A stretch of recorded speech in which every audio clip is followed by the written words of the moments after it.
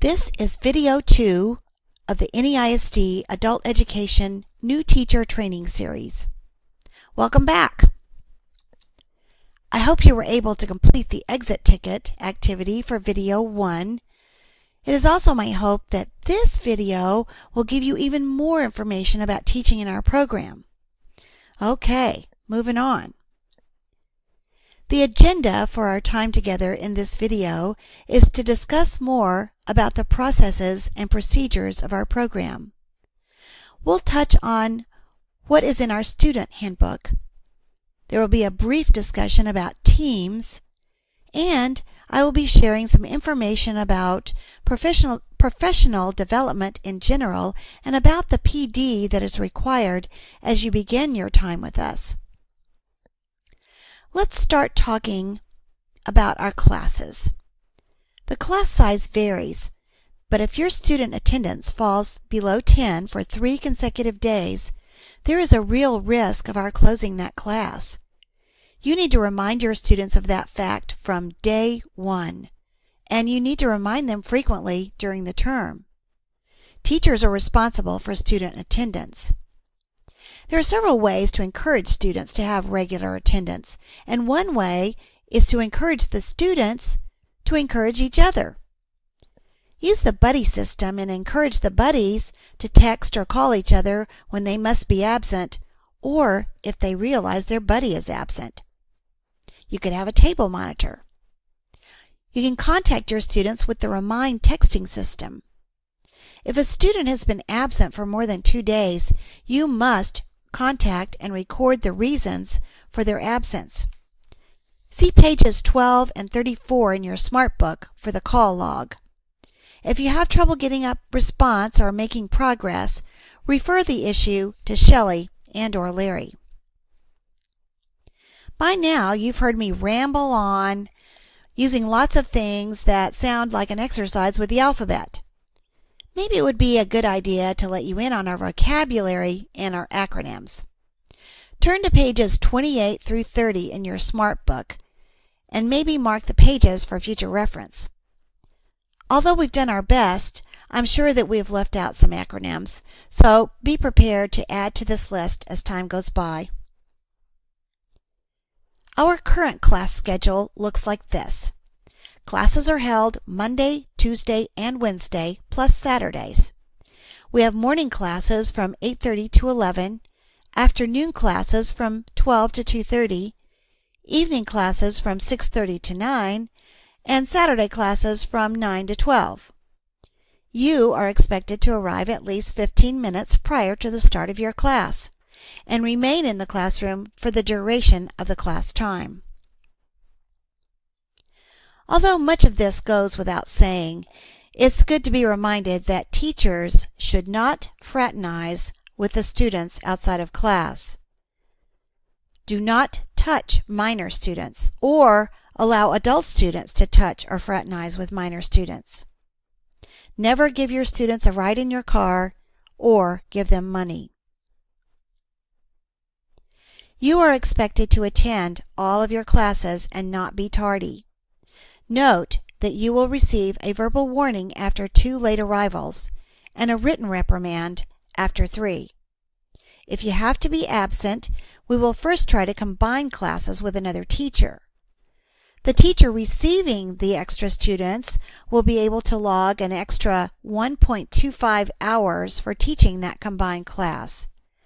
If it is not possible or practical to combine classes, we can get a sub for the teacher. Just call me, Karen Condit, if you will be out, and together we'll decide on the best course of action. You may remember me mentioning progress testing. This is just a quick word about that very important assessment. Teachers are required to progress test their students at least 1 calendar day after instructional hours for HSE students or 50 hours for ESL students. Work very closely with your fellow teachers, the testing specialist, and the office staff to get the testing done in a timely manner. One important factor about the progress testing is that our program's performance is measured by TWC's examination of the growth between pre-assessment at intake and post-assessment or progress test. Again, attention is very important so that our students have the correct number of instructional hours to qualify for that progress test.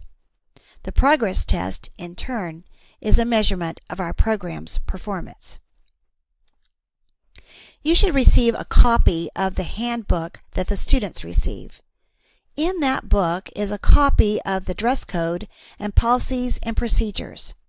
The students actually sign that document agreeing to follow the rules of our program. That's important information for you. There's also a lot more information in that little handbook, so just take a few minutes to check it out. Might be some good reading. Now, a word about TEAMS. TEAMS is the acronym for Texas Educating Adults Management System. This is the database that contains a huge amount of information about each of our students and is the place where we can track contact hours and assessment data. All of this information is then used to calculate our program's performance. TEAMS is also the place where you will go to print off your attendance sheets. We'll discuss this further in video 3, but for now, stop this video and look over pages 36 through 37, though that's Appendix E. There you will find the steps for gaining access to TEAMS for yourself. This is very important, and you should take care of this as soon as possible. Here's a list of professional development that is required.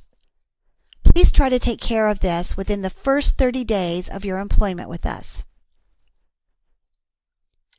Refer to pages 12 through 14 for the location of these PDs. This is a good time for me to mention to you that you will need to fill out a PD attendance form every single month and get it to Yvette Cepeda. There should be a form from every staff member every month. If you don't have any professional development hours for 1 month, you still need to fill out a form and turn it in with 0 hours of PD. Such forms are looked for during our audits, so please help out the program by doing your part and filling out the form. How do students end up in your class? Well, for ESL students, it all begins with an info session. This is very much like an orientation because the students learn about our program through interpreters and fill out their registration form. It's also at this information session that they learn about the initial testing process. The ESL students will come back after their info session and take the TABE Class E battery of tests. At the end of their testing, they will get their class assignments. The HSC students begin with 4 hours of testing. They will be taking the TABE tests, and then come back a week later for an orientation and class assignments.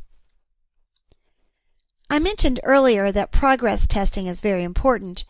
One more reason for student retention is for students to have enough hours to take their progress test. Note that HSC students need to have over 40 hours of class time before a progress test, and ESL students need over 50 hours of class time before testing. Also notice that the students will be given a progress in the area of their domain of significance, or their DOS. This is typically the area they received the lowest score on during their intake tests. All right. It's time for exit ticket activity. I want you to name the form you fill out before requesting access to TEAMS. Very important. Next, name 2 things from this video you think you can use in your class. And lastly, list 3 questions you have as a result of watching this video or looking over your SmartBook. After you finish your exit ticket activity, you will see me in video 3. Thanks so much for watching.